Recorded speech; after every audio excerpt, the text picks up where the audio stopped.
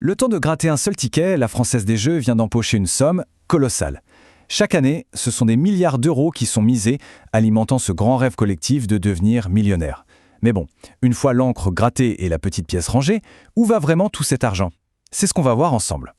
Alors accrochez-vous bien, en 2023, la Française des Jeux, la FDJ, a encaissé 21,2 milliards d'euros. C'est un chiffre qui donne le vertige. Pour se donner une idée, c'est comme si chaque personne en France, du bébé au centenaire, avait dépensé plus de 300 euros dans l'année. C'est juste énorme. Ok, c'est une somme folle. Mais la vraie question, la question à 21 milliards, c'est elle va où cette montagne d'argent? Quelle part revient vraiment aux gagnants et que devient le reste? Eh bien, le parcours de cet argent est bien plus surprenant qu'on pourrait le croire. Alors, pour comprendre la mécanique de cette immense machine à rêve, on a décidé de mener notre propre petite expérience. On a fait un truc un peu fou, il faut bien le dire. On a acheté 100 tickets millionnaires à 10 euros pièce. C'est à travers cette dépense de 1000 euros qu'on va décortiquer le système chiffre par chiffre. D'accord, première étape de notre enquête. Avant même de parler d'argent, il faut parler de probabilité. Parce que derrière la promesse d'une vie qui change du tout au tout, il y a des statistiques. Et elles sont implacables. C'est ça qui est assez dingue. La chance de remporter le million, 4 sur 6 millions. Pour faire simple, il y a statistiquement plus de chances d'être frappé par la foudre que de décrocher le jackpot avec un seul de ces tickets. Ça remet les choses en perspective, non? Et ce graphique, il résume parfaitement la réalité de chaque ticket. Pour chaque tentative, il y a 70% de chances de perdre la totalité de sa mise. Autrement dit, 7 tickets sur 10 sont complètement perdants. Seuls 3 sur 10 permettent de récupérer au moins ce qu'on a mis au départ. Et voilà, le premier bilan de notre expérience. Après avoir gratté 10 tickets, soit 100 euros de dépensés, on a récupéré seulement 20 euros, une perte nette de 80 euros. Ça correspond malheureusement parfaitement aux statistiques qu'on vient de voir. Bon, passons maintenant au nerf de la guerre. Si la majorité des joueurs perdent, qui gagne? Pour le savoir, il faut suivre l'argent à la trace. Et tout part de la répartition de la valeur d'un seul et unique ticket. Alors, voilà la clé de tout le système. Sur un ticket de 10 euros, environ 7 euros sont, en théorie, redistribués aux gagnants. Mais ce qu'on oublie souvent, c'est que près de 2 euros vont directement et chaque fois dans les caisses de l'État. Le buraliste et la FDJ se partagent le reste. Le plus grand gagnant systématique, c'est donc l'État. Et ces 2 euros par ticket, mis bout à bout, ça représente une somme ahurissante. Chaque jour, les jeux génèrent 11,5 millions d'euros de prélèvements publics. C'est l'équivalent de la construction d'une école maternelle tous les jours de l'année. Et c'est là que ça devient intéressant, parce que cette situation place l'État dans une position très ambiguë. D'un côté, il est censé protéger les citoyens contre l'addiction au jeu, et de l'autre, il est le principal bénéficiaire financier de cette même activité. Ce paradoxe, il ne date pas d'hier.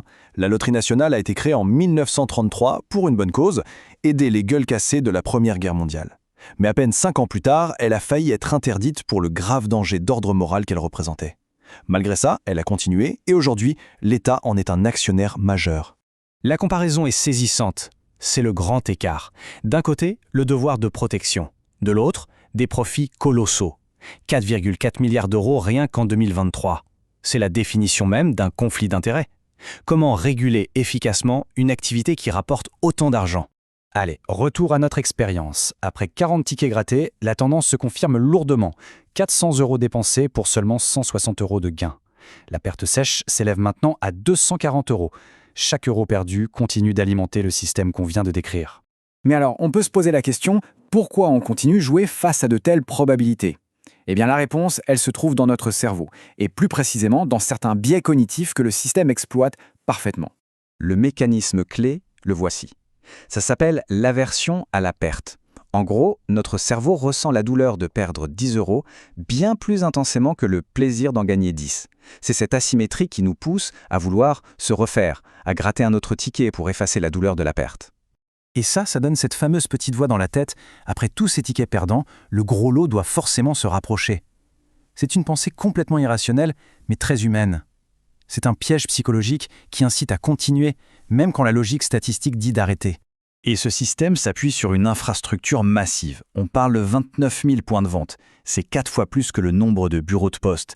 Il est littéralement partout. Effet fascinant, 90% des mises se font encore physiquement. Gratter un ticket, ça reste une expérience très concrète, très puissante. On arrive au bout, le moment de vérité. Les 100 tickets ont tous été grattés. Il est temps de faire le bilan final et de voir si, par miracle, le hasard a réussi à déjouer les statistiques. 100 tickets ont été grattés, un par un. 1 000 € ont été investis dans l'espoir de décrocher le gros lot. Alors, la question que tout le monde se pose, après cette folie, combien reste-t-il? Le verdict est tombé, 530 €. Sur les 1 000 € misés, on a donc perdu 470 €. Notre expérience, elle confirme, la FDJ ne s'enrichit pas en créant quelques millionnaires, mais bien en s'appuyant sur des millions de petites pertes. Au final, le point crucial, c'est peut-être celui-ci. La véritable force de ce système, c'est d'avoir réussi à transformer ce qui s'apparente à un impôt en un rêve, d'habiller une collecte de fonds publics avec des paillettes et de l'espoir. Une machine tellement bien huilée qu'elle nous fait croire que perdre de l'argent pourrait, un jour, nous en faire gagner.